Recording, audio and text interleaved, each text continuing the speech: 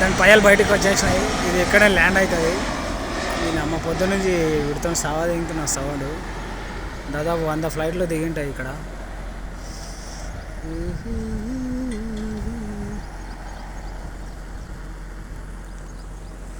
So RTC బస్సులు అన్న టైంకి వస్తాయో రావో, కానీ ఈ ఫ్లైట్లు అయితే తెగ ల్యాండ్ అవుతున్నాయి.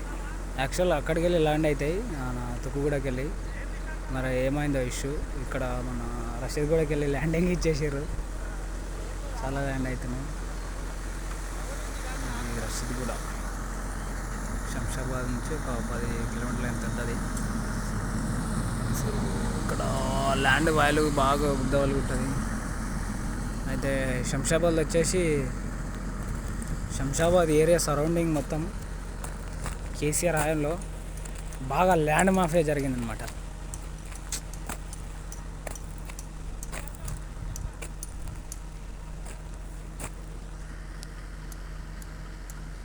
ఇక్కడ రూలర్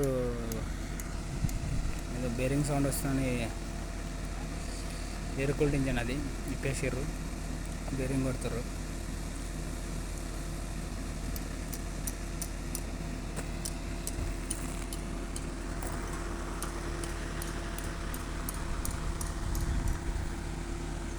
జేసీబీలు అన్ని అడ్డమైన వర్కులు నడుస్తున్నాయి ఇక్కడ. అయితే ఇక్కడ వచ్చేసి మన బీహార్ అనుకుంటా, బీహారో యూపీ మొత్తం మీద లేడీస్ కూడా మంచిగా సెంటరింగ్ వర్క్ చేస్తారు.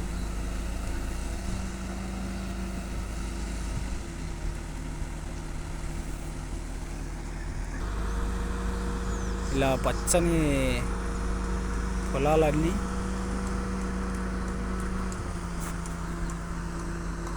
ఇలా కన్స్ట్రక్షన్ అయితే కొన్ని రోజుల తర్వాత ఇంత డబ్బుల మాయ, పైసల మాయ.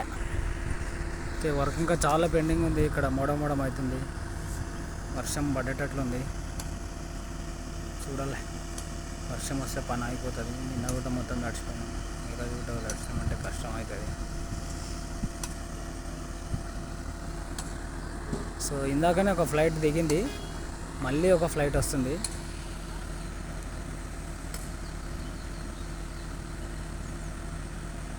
ఇది దాదాపు అక్కడనే ఒక 5-6 కిలోమీటర్లు ఉండగానే పయ్యలు అనేవి కిందికి వదిలిపెట్టేటట్లున్నాడు వాడు, లోకో పైలట్ వాడు.